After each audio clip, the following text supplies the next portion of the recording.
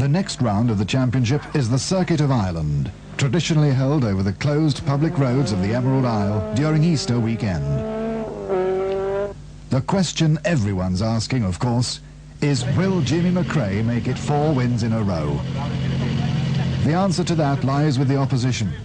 Series leader Stig Blomqvist in the Audi Quattro, Henry Toivonen in the Ascona 400, Russell Brooks in the Chevette HSR, and Pentti Rikkilä in the exciting Lancia Rally.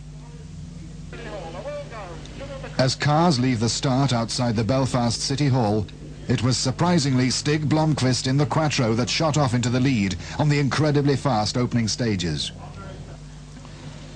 For the first time, pace notes were allowed on the Friday stages held in Northern Ireland, and the speeds attained over the stages were so high that McRae was convinced that, had the entire event been pace noted, then no one would have finished. The first major retirement, only 5 stages into the event, was Henry Toivonen, who called it a day when the axle broke on his Ascona. On the same stage, Group A leader Per Eklund retired his Toyota Corolla with a broken distributor drive. Meanwhile, at the head of the field, Blomqvist was still in the lead, hotly pursued by Rikkilä's Lancia, and then McRae's Ascona. McRae had made a bid for second spot briefly, only to put the Ascona off the road, ripping a wheel off in the process. The subsequent time lost in getting the car out of the stage and effecting repairs cost McRae road penalties, and he finished the day in 35th place. On the last of the stages back to Belfast, there was more drama when the Quattro's gearbox broke, putting it out and giving Rikkilä the lead ahead of Russell Brooks' Chevette. Bertie Fischer had moved his Ascona 400 into 3rd place, and behind him came the trio of Chevettes of Terry Cabey, Austin McHale, and Brendan Fagan. A surprise top 10 place was held by the Datsun Violet of Ernest Kidney, who was ahead of the leading Group A car of Harold de Muth. The following day brought rain, causing problems for many who were caught out on the wrong tyres. Rikkilä's Lancia visited the scenery, dropping him to 4th place. And Russell Brooks was in the lead. Splitting them were Fischer and Cabey. McRae was driving like a man possessed as he fought his way back up through the field, using all the road and some of the grass in his frantic efforts to secure that 4th win. In Group A, Malcolm Wilson had retired with a failed differential, and teammate Louise Aitken now held the lead.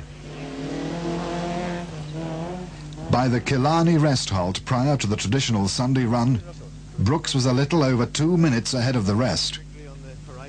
Rikkilä was soon to drop even further back with a puncture, and Terry Cabey's rally came to an end when, after persistent brake problems, he went off the road and into retirement. Aitken had meanwhile lost her Group A lead to Lord's Mazda when she too had puncture problems. Brooks was still the leader, followed by Fischer and then Fagan. McRae had moved up with a startling performance and was in 6th place.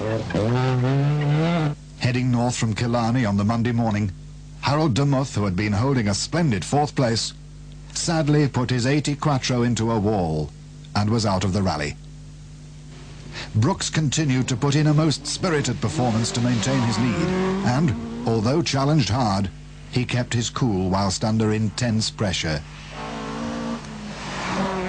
Bertie Fischer claimed 2nd place after another professional performance from a driver whose talents have yet to be really appreciated.